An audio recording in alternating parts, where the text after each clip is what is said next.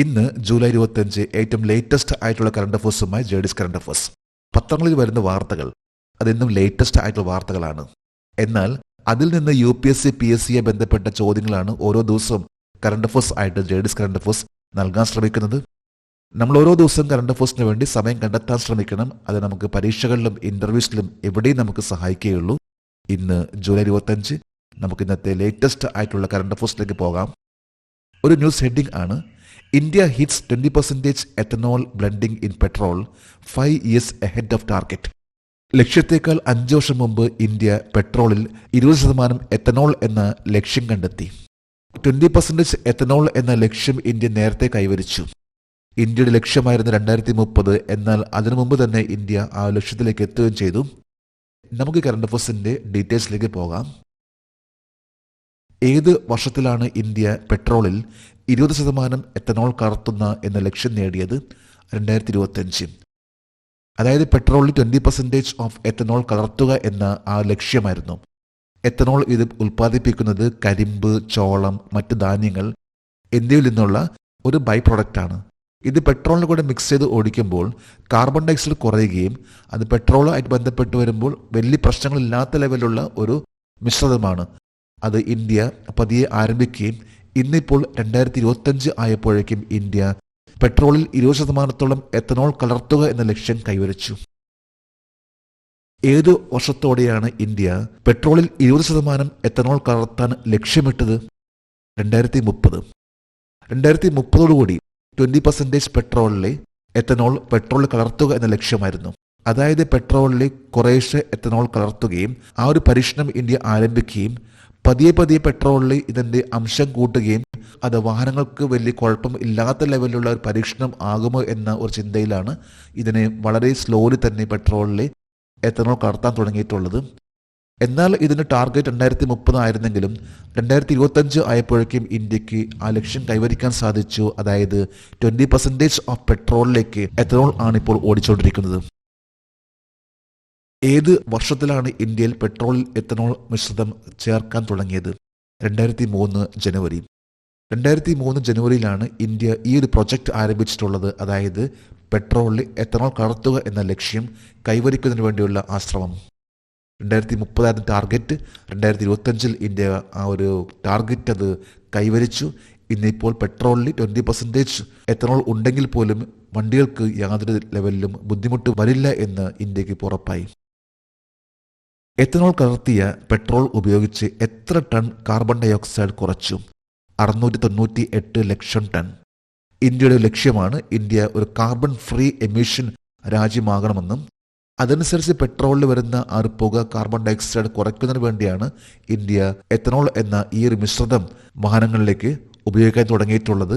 അതിന് ലക്ഷ്യം 2030 ആയിരുന്നു. എന്നാൽ 2025 ആയപ്പോഴേക്കും ഇന്ത്യ ആ ലക്ഷ്യം കൈവരിച്ചു. ഇന്നിപ്പോൾ 20% ഓഫ് എത്തനോൾ അത് പെട്രോളിൽ ഉപയോഗിക്കാൻ സാധിക്കും എന്ന ലക്ഷ്യം കൈവരിച്ചു. 2003 ജനുവരിയിൽ ആണ് ഇത് ആരംഭിച്ചിട്ടുള്ളത്. അതായത് എത്തനോൾ എന്ന ഈ ഒരു മിശ്രിതം പെട്രോൾ കലർത്താൻ ആരംഭിച്ചിട്ടുള്ളത്. ഈ ഒരു മിശ്രിതം കലർത്തിയത് മൂലം ഇന്ത്യ ഇപ്പോൾ 698 ലക്ഷം ടൺ കാർബൺ ഡൈ ഓക്സൈഡ് ആണ് കുറച്ചിട്ടുള്ളത്. അടുത്തൊരു ന്യൂസ് ഹെഡിംഗ് ആണ്: India receives tourist visa for Chinese citizen after 5 years. 5 വർഷത്തിന് ശേഷം ഇന്ത്യ ചൈനീസ് പൗരന്മാർക്ക് ടൂറിസ്റ്റ് വിസകൾ പുനരാരംഭിക്കുന്നു.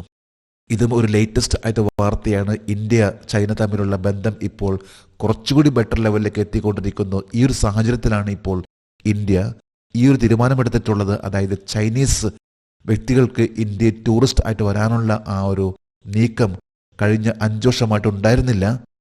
2020 ഗൽവാൻ താഴ്വരയിൽ നടന്നിട്ടുള്ള സൈനിക ഏറ്റുമുട്ടൽ, ആ ഒരു ഏറ്റുമുട്ടലിൽ ഇന്ത്യക്ക് 20ഓളം സൈനികർ നഷ്ടപ്പെട്ടു. ആ ഒരു കാരണത്താലാണ് ഇന്ത്യ അന്ന് ചൈനീസ് ആപ്പുകൾ, ചൈനീസ് ടൂറിസ്റ്റുകളെ ഇന്ത്യയിലേക്ക് വിലക്കേർപ്പെടുത്തിയിട്ടുള്ളത്. എന്നാൽ ഇപ്പോൾ ലേറ്റസ്റ്റ് ആയിട്ടുള്ള തീരുമാനമാണ് ഇന്ത്യ ആ ഒരു തീരുമാനം മാറ്റി ഇനിയിപ്പോൾ ചൈനക്കാർക്ക് ഇന്ത്യയിലെത്താൻ സാധിക്കും. Working mechanism for consultation and coordination 34ാമത് യോഗം ഏതൊക്കെ രാജ്യങ്ങൾ തമ്മിലാണ് നടന്നത്? ഇന്ത്യയും ചൈനയും. ഇന്ത്യയും ചൈനയും തമ്മിലുള്ള ഒരു വളരെ ഇമ്പോർട്ടൻ്റ് ആയിട്ടുള്ള മീറ്റിംഗ് ആയിരുന്നു working mechanism for consultation and coordination WMCC. 34ാമത്തെ ഈ മീറ്റിംഗ് നടന്നിട്ടുള്ളത് ന്യൂഡൽഹിയിലാണ്. ഈ കഴിഞ്ഞ ജൂലൈ 23 2 ദിവസം മുമ്പാണ് ഈ ഒരു മീറ്റിംഗ് നടന്നിട്ടുള്ളത്. ഇതിന്റെ ഫലമായിട്ടുള്ള ഒരു തീരുമാനമാണ് ചൈനയിലെ ടൂറിസ്റ്റുകൾക്ക് ഇന്ത്യയിലേക്ക് എത്താനുള്ള ആ ഒരു അനുമതി നൽകിയിട്ടുള്ളത്. ഇനിയിപ്പോൾ ചൈനക്കാർക്ക് ഇന്ത്യയിലെത്താം ആസ് ടൂറിസ്റ്റ് ആയിട്ട്. 2025 ജൂലൈ 23 നടന്ന working mechanism for consultation and കോർഡിനേഷന്റെ 34ാമത് യോഗത്തിൽ ഇന്ത്യയും ചൈനയും ഏതൊക്കെ വിഷയങ്ങളാണ് എടുത്തു കാണിച്ചത്? ഇന്ത്യ ചൈന അതിർത്തി കാര്യങ്ങൾ. ഇന്നിപ്പോൾ ഇന്ത്യ ചൈന അതിർത്തിയിൽ ഉണ്ടായിട്ടുള്ള പ്രശ്നങ്ങൾ, 2020 ആ സമയത്തെ ഗൽവാൻ താഴ്വരയിലെ ഏറ്റുമുട്ടൽ, അത് കഴിഞ്ഞിട്ട് പിന്നെ സൈനികരെ പിൻവലിക്കുക എന്നുള്ള ആ ഒരു ചർച്ചകൾ, ഇതിന്റെ 34ാമത്തെ ഒരു മീറ്റിംഗ് ആണ് ഇപ്പോൾ നടന്നിട്ടുള്ളതും. അതിൽ എടുത്തു പറഞ്ഞിട്ടുള്ള ഒരു കാര്യമാണ് ഇന്ത്യ ചൈന അതിർത്തി കാര്യങ്ങളെക്കുറിച്ചുള്ള ചർച്ചകൾ. ഇതായിരുന്നു ഏറ്റവും കൂടുതലായിട്ട് ഉണ്ടായിട്ടുള്ള ചർച്ചകൾ. എത്ര വർഷങ്ങൾക്ക് ശേഷം ഇന്ത്യയിൽ നിന്നും നേപ്പാളിൽ നിന്നുമുള്ള ഹിന്ദു ബുദ്ധ തീർത്ഥാടകരെ കൈലാസ് മാനസരോവർ തീർത്ഥാടനം സന്ദർശിക്കാൻ ചൈന അനുവദിച്ചു? 5 വർഷത്തെ ഇടവേള. അതായത് ചൈനയിലെ ടൂറിസ്റ്റുകൾ ഇന്ത്യയിലേക്ക് വിലക്ക് ഏർപ്പെടുത്തിയ അതേപോലെ തന്നെ ചൈനയും ഇന്ത്യയെ വിലക്ക് ഏർപ്പെടുത്തിയിരുന്നു. പ്രധാനമായിട്ടും പറയുമ്പോൾ കോവിഡ് ആയി ബന്ധപ്പെട്ട കാര്യങ്ങളായിരുന്നു എന്നാണ് അന്ന് പറഞ്ഞിരുന്നിട്ടുള്ളത്. ഒപ്പം തന്നെ ചൈന ഇന്ത്യ തമ്മിലുള്ള ആ ഒരു ബന്ധം അല്പം മോശമായിരുന്നു. എന്നാൽ കഴിഞ്ഞ മാസം ഇന്ത്യ ചൈന തമ്മിലുള്ള ആ ഒരു ചർച്ചയിലാണ് കൈലാസ് മാനസരോവറിലേക്കുള്ള യാത്ര ചൈന അനുവദിച്ചിട്ടുള്ളത്, ആ ഒരു വിസ പെർമിറ്റ് നൽകിയിട്ടുള്ളത്. ഹിന്ദു ബുദ്ധിസ്റ്റുകളാണ് ഏറ്റവും കൂടുതലായിട്ട് ചൈനയിലുള്ള ടിബറ്റിലുള്ള കൈലാഷ് മാനസരോവറിലേക്ക് ആ യാത്ര നടത്തുന്നത്.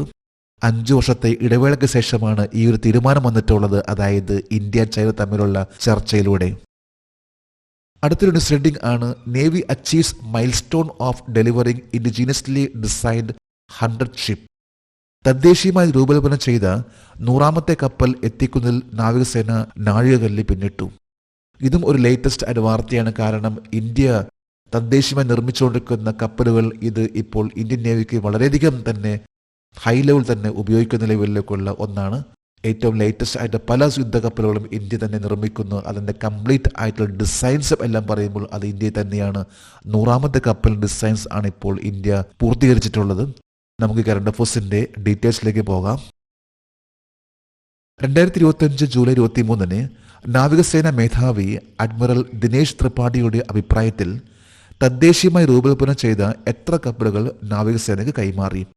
100 കപ്പലുകൾ. ഇന്ത്യയുടെ ഇപ്പോഴത്തെ നേവൽ ചീഫ് ആണ് അഡ്മിറൽ ദിനേശ് ത്രിപാഠി. അദ്ദേഹത്തിന്റെ ഒരു സ്റ്റേറ്റ്മെന്റ് ആണ്, പ്രസ്താവനയാണ്. അതായത് ഇന്ത്യ ഇപ്പോൾ 100ാമത്തെ കപ്പൽ ഡിസൈൻ ചെയ്യുകയും അത് നേവിക്ക് കൈമാറുകയും ചെയ്ത കാര്യം അത് വലിയൊരു നേട്ടമാണ്. കാരണം ഇന്ത്യയിൽ തന്നെ അത് ഡിസൈൻ ചെയ്യുക, അത് ഡെവലപ്പ് ചെയ്യുക, അത് എന്നിട്ട് ഇന്ത്യൻ ഫോഴ്സിന് കൈമാറുക എന്ന് പറയുമ്പോൾ ഇന്ത്യയിലെ ഇപ്പോഴത്തെ ഷിപ്പ് ബിൽഡിംഗ് കമ്പനിയുടെ തന്നെ വലിയൊരു നേട്ടമാണ്. ഇന്ത്യയിലെ വളരെ പ്രധാനപ്പെട്ട ഷിപ്പ് ബിൽഡിംഗ് കമ്പനീസ് ആണ് കൊച്ചിൻ ഷിപ്പ്യാർഡ്, ഗോവ ഷിപ്പ്യാർഡ്, മുംബൈയിലുള്ള മെസഗോൺ ഷിപ്പ് ബിൽഡേഴ്സ്, കൊൽക്കത്തയിലുള്ള GRSC, വിശാഖപട്ടണത്തുള്ള ഹിന്ദുസ്ഥാൻ ഷിപ്പ്യാർഡ് ലിമിറ്റഡ്. ഒപ്പം തന്നെ നിരവധി പ്രൈവറ്റ് ഷിപ്പിംഗ് കമ്പനീസും ഇന്ത്യക്കുണ്ട്.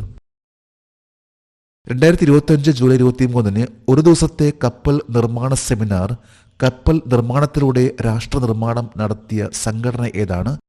Warship design bureau. Warship design bureau എന്ന ഒരു ഓർഗനൈസേഷൻ ഇന്ത്യൻ നേവിയുടെ അണ്ടറിൽ വർക്ക് ചെയ്യുന്ന ഒരു ഓർഗനൈസേഷൻ ആണ്. ഈ ഒരു ഓർഗനൈസേഷൻ ആണ് ഈ അടുത്ത് നടത്തിയിട്ടുള്ള, അതായത് ജൂലൈ 23 നടത്തിയിട്ടുള്ള ഒരു സെമിനാർ. ആ സെമിനാറിന്റെ പേരാണ് ship building seminar nation building through ship building എന്ന സെമിനാർ. ഇത് നടന്നിട്ടുള്ളത് ജൂലൈ 23 ന്യൂഡൽഹിയിലാണ്. വാർഷിപ്പ് ഡിസൈൻ ബ്യൂറോ ആണ് ഇത് ഓർഗനൈസ് ചെയ്തിട്ടുള്ളത്.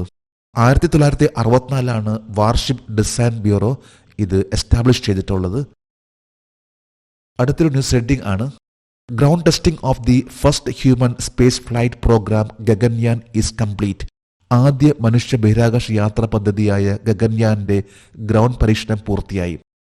ഗഗൻയാൻ എന്ന ഇന്ത്യയുടെ ഒരു സ്വപ്നം, ഇതിന്റെ ഏറ്റവും ലേറ്റസ്റ്റ് ആയിട്ടുള്ള ഒരു വാർത്തയാണ്. അതായത് കംപ്ലീറ്റ് ആയിട്ടുള്ള ഗ്രൗണ്ട് ടെസ്റ്റിംഗ് അത് പൂർത്തിയാക്കി. നമുക്ക് കറണ്ട് അഫയേഴ്സിന്റെ ഡീറ്റെയിൽസിലേക്ക് പോകാം. 2025 ജൂലൈ 23 കേന്ദ്രമന്ത്രി ഡോക്ടർ ജിതേന്ദ്ര സിംഗ് പറയുന്നതനുസരിച്ച് ആദ്യത്തെ മനുഷ്യ ബഹിരാകാശ യാത്രാ പദ്ധതിയായ ഗഗൻയാനിലെ പ്രധാന വികസനം എന്താണ്? ഗഗൻയാന്റെ ഗ്രൗണ്ട് ടെസ്റ്റിംഗ് പൂർത്തിയാക്കി. അതായത് ഏറ്റവും ലേറ്റസ്റ്റ് ആയിട്ടുള്ള വാർത്തയാണ്. ഗഗൻയാൻ, അതായത് മനുഷ്യ ബഹിരാകാശ യാത്രാ പദ്ധതി ഗഗൻയാനിലേക്കുള്ള കംപ്ലീറ്റ് ഗ്രൗണ്ട് ടെസ്റ്റ് അത് പൂർത്തിയാക്കിയ കാര്യം. Human rated launch vehicle, crew escape system, propulsion system എന്നിവ ഏത് ബഹിരാകാശ പദ്ധതിക്കായി പൂർത്തിയാക്കി Gaganyaan programme. Human rated launch vehicle ഇതിൻ്റെ ഗ്രൗണ്ട് പരീക്ഷണങ്ങൾ, ക്രൂ എസ്കേപ്പ് സിസ്റ്റം അതായത് ക്രൂസ് തിരിച്ചു വന്നു കഴിഞ്ഞാൽ അവർക്ക് രക്ഷ നൽകുന്ന ലെവലുള്ള ആ system, crew escape system, propulsion system. ഈ ലോഞ്ച് വെഹിക്കിളിൽ വളരെ പ്രധാനപ്പെട്ട ഒന്നാണ് പ്രൊപ്പൽഷൻ സിസ്റ്റം. അതെല്ലാം വളരെ ഭംഗിയായിട്ട് തന്നെ ഇന്ത്യ പൂർത്തിയാക്കി. ഇത് വരാൻ പോകുന്ന ഇന്ത്യയുടെ ഏറ്റവും വലിയ ലേറ്റസ്റ്റ് ആയിട്ടുള്ള ഒരു മിഷൻ ആയിട്ടുള്ള മനുഷ്യ ബഹിരാകാശ യാത്രയ്ക്കുള്ള പദ്ധതിയായിട്ടുള്ള ഗഗൻയാന്റെ ആ ഒരു പരീക്ഷണമാണ് നടത്തിയിട്ടുള്ളത്. ഗ്രൗണ്ട് ടെസ്റ്റ് എല്ലാം ഇപ്പോൾ പൂർത്തിയാക്കിയ എന്ന ലേറ്റസ്റ്റ് ആയിട്ടുള്ള വാർത്തയാണത്. ഇന്ത്യ അതിൻ്റെ ആദ്യത്തെ മനുഷ്യ ബഹിരാകാശ യാത്ര പദ്ധതിയായ ഗഗൻയാൻ ഏത് വർഷത്തേക്ക് ആരംഭിക്കാൻ പദ്ധതിയിട്ടിരിക്കുന്നു? 2027. ഗഗൻയാൻ മിഷന്റെ ലോഞ്ച് 2026 പ്ലാൻ ചെയ്തെങ്കിലും ഇപ്പോൾ ലേറ്റസ്റ്റ് ആയിട്ടുള്ള ഒന്ന് 2027 ആയിരിക്കുള്ളൂ ഇന്ത്യ ആദ്യത്തെ മനുഷ്യ ബഹിരാകാശ യാത്ര ആ ഒരു പദ്ധതിക്ക് വേണ്ടി തയ്യാറെടുക്കുന്നത്. അതായത് ഇന്ത്യയുടെ ഒരു സ്വപ്നമാണ് മനുഷ്യ ബഹിരാകാശ യാത്ര നടത്താനുള്ള ആ ഒരു ലക്ഷ്യം. അതിനുവേണ്ടി ഇന്ത്യയുടെ മിഷൻ ആണ് ഗഗൻയാൻ മിഷൻ. ബഹിരാകാശത്തെ ഇന്ത്യയുടെ ദീർഘകാല അഭിലാഷം ഏത് വർഷത്തോടെ ഭാരതീയ അന്തരീക്ഷ സ്റ്റേഷൻ സ്ഥാപിക്കുന്നതാണ്? 2035. ഇന്റർനാഷണൽ സ്പേസ് സ്റ്റേഷൻ അതുപോലെ തന്നെ ചൈനയുടെ ടിയാങ്ഹോങ് എന്ന 2 സ്പേസ് സ്റ്റേഷൻ മാത്രമേ ഉള്ളൂ. മൂന്നാമത്തെ ഒരു സ്പേസ് സ്റ്റേഷന് വേണ്ടിയാണ് ഇന്ത്യ ഇപ്പോൾ ശ്രമിച്ചുകൊണ്ടിരിക്കുന്നത്. ഇന്ത്യയുടെ സ്പേസ് സ്റ്റേഷന്റെ പേരാണ് ഭാരതീയ അന്തരീക്ഷ സ്റ്റേഷൻ. ഇത് ഇന്ത്യ 2035 കൂടി കൈവരിക്കാനാണ് പ്ലാൻ ചെയ്യുന്നത്. 2040 ഇന്ത്യയുടെ അടുത്ത ലക്ഷ്യമാണ് ചന്ദ്രനിലേക്ക് മനുഷ്യരെ എത്തിക്കുമെന്നത്. അടുത്ത ന്യൂസ് ഹെഡിംഗ് ആണ് India's media landscape expand over 1.55 lakh publication, 908 private TV channels. ഇന്ത്യയുടെ മാധ്യമ മേഖല വികസിക്കുന്നു. 1.55 ലക്ഷത്തിലധികം പ്രസിദ്ധീകരണങ്ങൾ, 908 സ്വകാര്യ TV ചാനലുകൾ. ഇത് ഏറ്റവും ലേറ്റസ്റ്റ് ആയിട്ട് വാർത്തയാണ്. അതായത് ഇന്ത്യയിൽ പ്രൈവറ്റ് TV ചാനൽസിന്റെ എണ്ണം വർദ്ധിക്കുന്നു. അതുപോലെ തന്നെ പബ്ലിക്കേഷൻസ് ഇന്നിപ്പോൾ 1.55 ലക്ഷം പബ്ലിക്കേഷൻസ് ആണ് മീഡിയ ബന്ധപ്പെട്ട് വികസനത്തിൽ വന്നിട്ടുള്ളത്. നമുക്ക് കറണ്ട് അഫയേഴ്സിന്റെ ഡീറ്റെയിൽസിലേക്ക് പോകാം. 2025 ജൂലൈ 24 വാർത്താ വിതരണ പ്രക്ഷേപണ മന്ത്രാലയത്തിന്റെ കണക്കനുസരിച്ച് ഇന്ത്യയിൽ എത്ര സ്വകാര്യ TV ചാനലുകളുണ്ട്? 908 സ്വകാര്യ TV ചാനലുകൾ. ഇന്നിപ്പോൾ പ്രൈവറ്റ് TV ചാനൽസിന്റെ എണ്ണം പറയുമ്പോൾ 908 TV ചാനൽസ് ആണ് ഇന്ത്യക്കുള്ളത്.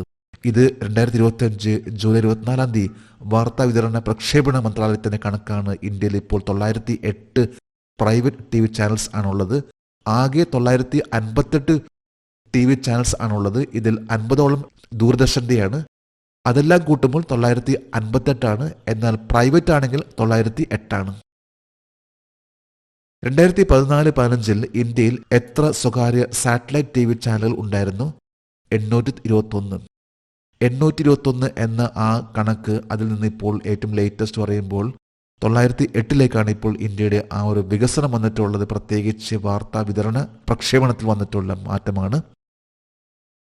നിലവിൽ വാർത്താ വിതരണ പ്രക്ഷേപണ സഹമന്ത്രി ആരാണ്? Doctor L Murugan. Doctor L Murugan ആണ് state for information and broadcasting minister. അതുപോലെ തന്നെ യൂണിയൻ മിനിസ്റ്റർ ആണെങ്കിൽ അശ്വിനി വൈഷ്ണവ് ആണ്. ഇന്നത്തെ കറണ്ട് അഫയേഴ്സിലെ last heading, Ajay Seth appointed as IRDAI chairman. IRDAI chairman ആയി അജയ് സേത്തിനെ നിയമിച്ചു. എന്താണ് IRDAI എന്നാൽ? IRDAI എന്നാൽ insurance regulatory and development authority of India. നമുക്ക് കറണ്ട് അഫയേഴ്സിന്റെ ഡീറ്റെയിൽസിലേക്ക് പോകാം. Insurance regulatory and development authority of ഇന്ത്യയുടെ ചെയർമാനായി 3 വർഷത്തേക്ക് ആരെയാണ് നിയമിച്ചത്? അജയ് സേഠ്. അജയ് സേഠ് ആയിരിക്കുള്ളൂ ഇന്ത്യയുടെ അടുത്ത insurance regulatory and development authority of ഇന്ത്യയുടെ ചെയർമാൻ. അദ്ദേഹം 3 years ആണ് ആ ഒരു സ്ഥാനത്തേക്ക് എത്തുന്നത്. ഇന്ത്യയിലെ ഇൻഷുറൻസുമായി ബന്ധപ്പെട്ട എല്ലാ കൺട്രോൾ നടത്തുന്ന ഒരു ഏജൻസിയാണ് IRDAI. Insurance regulatory and development authority of India ഏത് മന്ത്രാലയത്തിന് കീഴിലാണ്? ധനകാര്യ മന്ത്രാലയം. മിനിസ്ട്രി ഓഫ് ഫിനാൻസിന് അണ്ടറിൽ വരുന്ന ഓർഗനൈസേഷൻ ആണ് IRDAI, insurance regulatory and development authority of India. IRDAI licence ഉണ്ടെങ്കിൽ മാത്രമേ ഏജൻസിനെ, അതായത് ഇൻഷുറൻസ് ഏജൻസിനെ പ്രവർത്തിക്കാൻ സാധിക്കുകയുള്ളൂ. അത് LIC ആയിക്കോട്ടെ, റിലയൻസ് ആയിക്കോട്ടെ, ICICI ആയിക്കോട്ടെ, ബജാജ് ആയിക്കോട്ടെ, എവിടെയും ആ ഇൻഷുറൻസ് ഏജൻസിന് IRDAIയുടെ ലൈസൻസ് ഉണ്ടെങ്കിൽ മാത്രമേ അവർക്ക് ഇൻഷുറൻസ് ഏജന്റ് ആയിട്ട് പ്രവർത്തിക്കാൻ സാധിക്കുകയുള്ളൂ. മൽഹോത്ര കമ്മിറ്റിയുടെ ശുപാർശയോടെ IRDAI ഏത് വർഷത്തിലാണ് സ്ഥാപിതമായത്? 1999. ഇപ്പം 1999 IRDA സ്ഥാപിതമായിട്ടുള്ളത്. ഈ ഒരു കമ്മിറ്റി വരാൻ കാരണം മൽഹോത്ര കമ്മിറ്റിയുടെ ആ ഒരു ശുപാർശയാണ്. അപ്പോൾ ഇവിടെ പറയുന്ന ഒന്നാണ്, IRDA വരാൻ കാരണം മൽഹോത്ര കമ്മിറ്റിയുടെ റെക്കമെൻഡേഷൻ ആണ്. ഇത് സ്ഥാപിതമായിട്ടുള്ളത് 1999 IRDAയുടെ ഇപ്പോഴത്തെ ലേറ്റസ്റ്റ് ആയിട്ടുള്ള ചെയർമാൻ ആണ് അജയ് സേത്ത്. നമ്മൾ ഏറ്റവും ലേറ്റസ്റ്റ് ആയിട്ടുള്ള കറണ്ട് അഫേഴ്സും അതുമായി ബന്ധപ്പെട്ട ജനറൽ നോളജ് ആണ് ഇവിടെ ഡിസ്കസ് ചെയ്തിട്ടുള്ളത്. ലേഡീസ് കറണ്ട് അഫേഴ്സിൻ്റെ ഇന്നത്തെ ഈ വീഡിയോ കണ്ടിട്ട് ഇഷ്ടപ്പെട്ടെങ്കിൽ ഈ ചാനൽ സബ്സ്ക്രൈബ് ചെയ്യാനും ഷെയർ ചെയ്യാനും മറക്കരുത്. നമുക്ക് നാളെ വീണ്ടും പുതിയ കറണ്ട് അഫേഴ്സുമായിട്ട് കാണാം. Thank you very much.